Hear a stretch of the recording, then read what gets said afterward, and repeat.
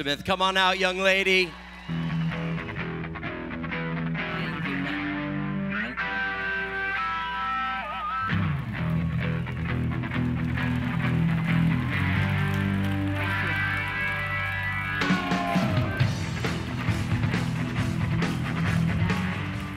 I like that heart introduction. I didn't know that was going to be the song because I just saw Roberto back there and he said, speak from your heart.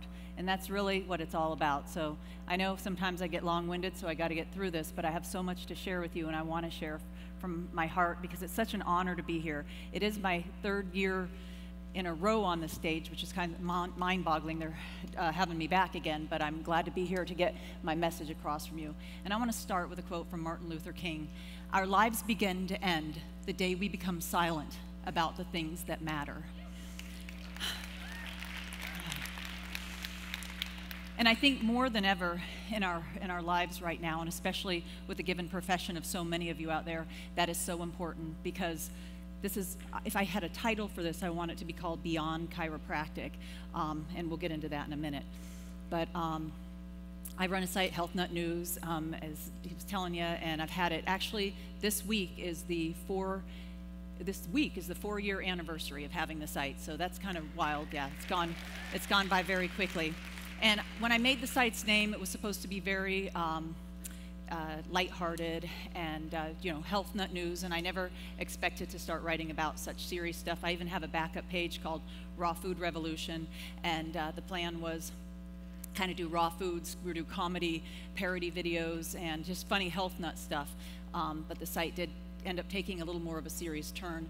This week we just hit 500,000 likes, or yesterday actually hit 500,000 likes on my Facebook page, which is great. So yeah, we're 500,000 likes strong, and some additional followers who follow the page, really because I don't think they want people to know that they like it because it's controversial, so they follow it as we got another. I don't know how many are overlapping, but yeah, so we're very happy about that.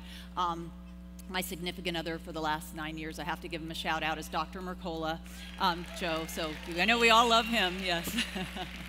So we've been through thick and thin. We've been through 2 hurricanes in the last 14 months. We live on a barrier island in Florida, but we've made it through that and gotten through thick and thin and ups and downs. And so I love him very much. So yeah, and very grateful to have him in my life.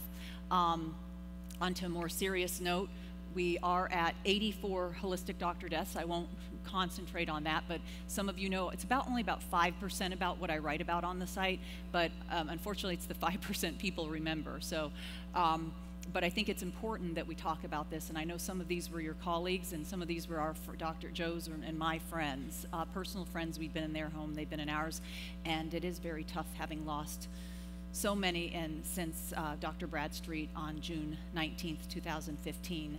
And some people might say, oh, it's conspiracy, or it's a hoax. Some people don't even believe it happened, or they're still alive. I only wish. But unfortunately, they really are gone. I started a page this late summer, kind of early fall, for the holistic lives of the doctors. We've got about 20,000 on Facebook there, people that just want to talk about the doctor deaths, and I know that might sound a little macabre, but I think it's important for people, and even a lot of doctors in there, even some of the heads of some of the chiropractic universities that want to be there to just follow what's going on, because it is important that we talk about it. And let's see if we get up to the next one. So this is Dr. James Marshall. A lot of people, again, will say, oh, it was suicide, or it was, the spouse did it, but a lot of these cases are being reopened. In the case of Dr. Marshall, they said that it was an accident. He was doing his pre-dawn workout in the gym, I mean, this guy's in his 40s, and he was kick-ass. I mean, this dude was ripped, super good shape. You really can't see it in the picture I have here, but then after he works out, he's so wild, he goes out and then he does his jog along the river. And they say that this 2nd or 4th generation Marine with 2 tours of duty in Afghanistan and survival training just must have tripped and fallen and rolled into the river, and he couldn't swim. So, he drowned. So it's an accident. It's always this. There's another case with the Shermans where they said, oh, it was a murder-suicide, he killed his wife. Now they're saying, no, there were multiple people involved. It was a double murder.